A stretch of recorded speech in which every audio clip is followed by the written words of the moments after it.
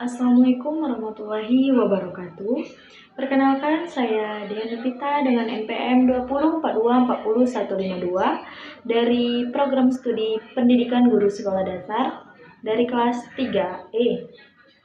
Baiklah, di sini saya akan menjelaskan tentang konsep dasar bimbingan konseling dan dengan anak yang berkebutuhan khusus. Di sini saya akan menjelaskan terlebih dahulu yaitu konsep. Konsep merupakan abstraksi dari suatu gambaran menurut Kant yang diikuti oleh Harifudin dan Harifudin Cawidu. Konsep yaitu gambaran yang bersifat umum atau abstrak tentang sesuatu.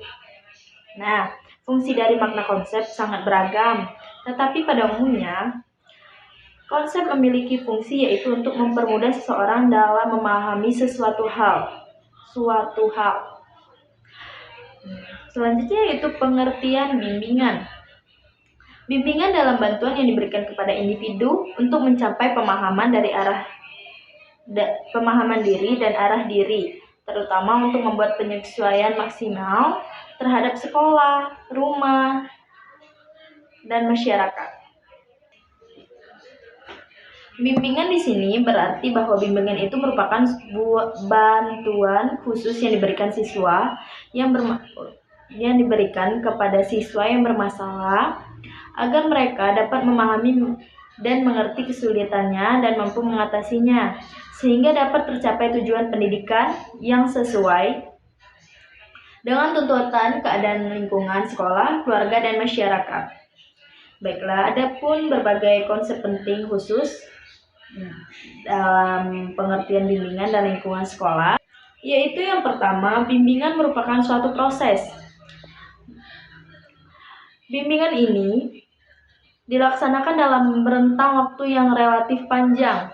Proses mengandung arti bahwa bimbingan dilakukan secara sistematis dan metodis dalam sifat yang berencana, berprogram, dan evaluatif. Dan yang kedua yaitu bimbingan mengandung arti bantuan atau pelayanan.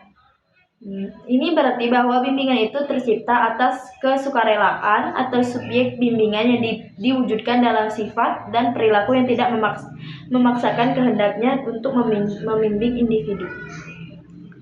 Selanjutnya yang kedua yaitu kelancaran pelaksanaan bimbingan dan pencapaian hasil bimbingan.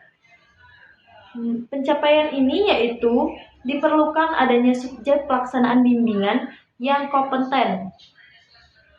Selanjutnya yaitu bantuan diperuntukkan bagi semua individu, semua peserta didik yang berada dalam kondisi tertentu yang memerlukan bantuan.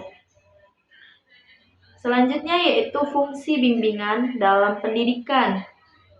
Bimbingan di sekolah berfungsi untuk memahami individu, yang kedua yaitu preventif dan pengembangan individual. Yang ketiga yaitu membantu individu untuk menyempurnakan cara-cara penyelesaian. Yang keempat yaitu mendekatkan hubungan sekolah dengan masyarakat. Selanjutnya yaitu yang pengertian konseling.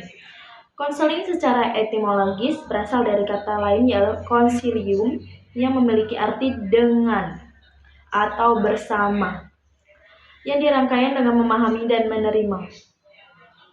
Patterson mengemukakan bahwa konseling yaitu proses yang melibatkan hubungan antar pribadi, antara seorang terapis dan suatu kelebihan klien, di mana terapis menggunakan metode-metode psikologis atas dasar pengetahuan sistematik dengan kepribadian manusia dalam upaya meningkatkan kesehatan mental klien.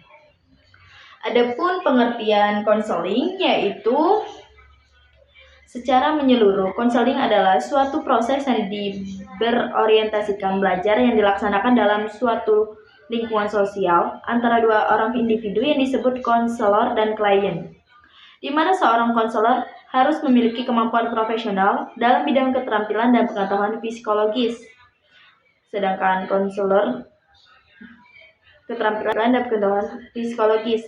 Konselor berusaha membantu klien sehingga ia dapat memecahkan masalahnya berdasarkan penentuan diri sendiri. Selanjutnya yaitu hubungan, bimbingan, dan konseling. Konseling merupakan salah satu teknik pelayanan bimbingan secara keseluruhan, yaitu memberikan bantuan secara individual. Dalam prakteknya, bimbingan dan konseling saling menyangkut dan isi mengisi. Menyangkut konseling dan sebaliknya, tetapi bimbingan bukan bagian dari konseling sebagai bagian dari bimbingan. Adapun tujuan bimbingan dan konseling. Secara umum, bahwa bimbingan dan konseling itu dilandaskan dengan tujuan memberikan pertolongan kepada individu. Agar dapat tercapai tujuan tersebut, maka setiap individu yang mendapatkan layanan bimbingan itu hendaknya memperoleh kesempatan sebagai berikut, yaitu yang pertama, mengenal dan melaksanakan tujuan hidupnya secara merumuskan rencana hidupnya yang didasarkan atas tujuan itu. Yang kedua, yaitu mengenal dan menanggulangi kesulitan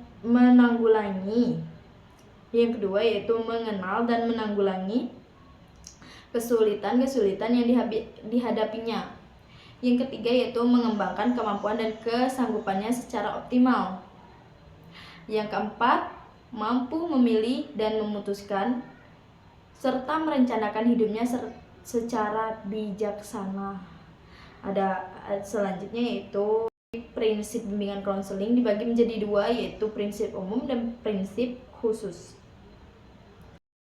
Ada asas-asas bimbingan dan konseling, yaitu asas yang pertama, kerahasiaan, keterbukaan, kekinian, kemandirian, kedinamisiaan, kenormatifan, keahlian, ahli tangan, Tutwuri Handayani.